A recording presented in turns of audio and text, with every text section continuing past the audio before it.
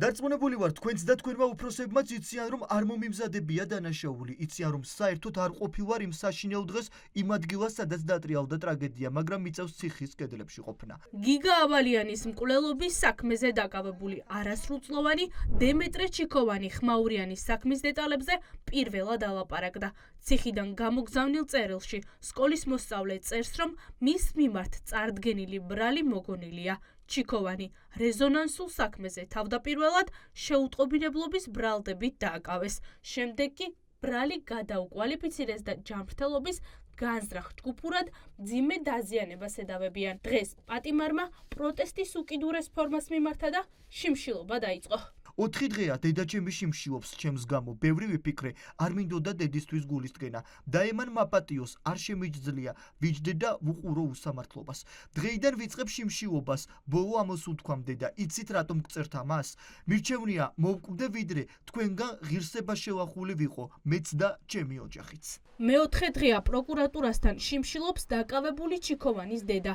ახლა სოფო ძნელაძეს შვილთან ერთადერთი თხოვნა აქვს შეწყვიტოს შიმშილობა. დედა ფიქრობს, რომ პროკურატურამ მისი 17 წლის შვილი მსხვერპლად მხოლოდ და მხოლოდ იმის გამო არჩია, რომ მოკლული მასწავლებლის დედა გაეჩუმებინა და ქუჩაში პროტესტი აღარ ყოფილიყო. შეწყვიტე დემეტრე შიმშილობა.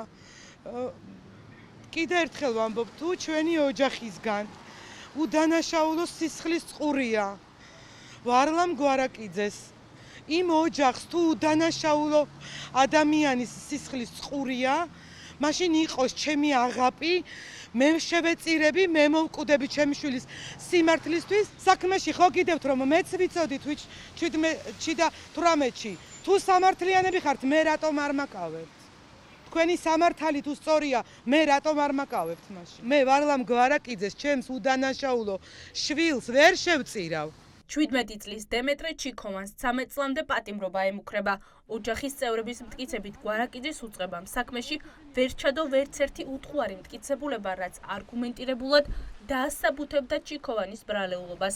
თუმცა საქმის მასალებით დასტურდება, რომ გიგა ავალიანზე თავდასხმის წინა დღეებში დაკავებული დემეტრე ჩიქოვანი მასწავლებელზე თვალთვალსა და ჩასაფრებაში მონაწილეობდა. ჩემი ძმა 29 სექტემბერს გარეთ გავიდა, ჩვეულებრივი დღე ქონდა, როდესაც არ ქონდა ბოქსი, არ ქონდა მასწავლებლები და თავისუფალი დღე ქონდა. გავიდა და თავის მაკაც გაყვა. არც დაუმალავს ეს გამოძიებისთვის, როცა გამოძიებელმა კითხა, რომ ხარ თუ არა თემქაზე ნამყოფი და უთხრა, რომ კი, ვიყავი ჩემს მაკაცებთან ერთად. მითხრეს საქმე მაქვს ადამიანთან, უნდა ვნახოთ, მაგრამ იქ არავინ არ უნახავთ.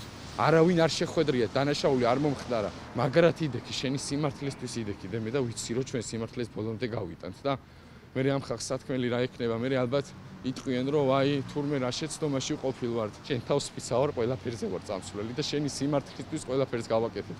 არ გვეშ აქამდე დახრილები ვიყავით, ჩვენ შევძურებოდით სოროში და დავიმალებოდით ჩემს ძმას და ჩემს ოჯახს ამხელა უბედურება და ცოდვა რო დატრიალებდეს. ხმაურიანი წერილის გამოქვეყნების შემდეგ დემეტრე ჩიქოვანი საქალაქო სასამართლოში ხვალ პირველად გამოჩნდება. 11 საათზე მოსამართლე ვალერიან ბუგიანიშვილი პროცესს დაიწყებს.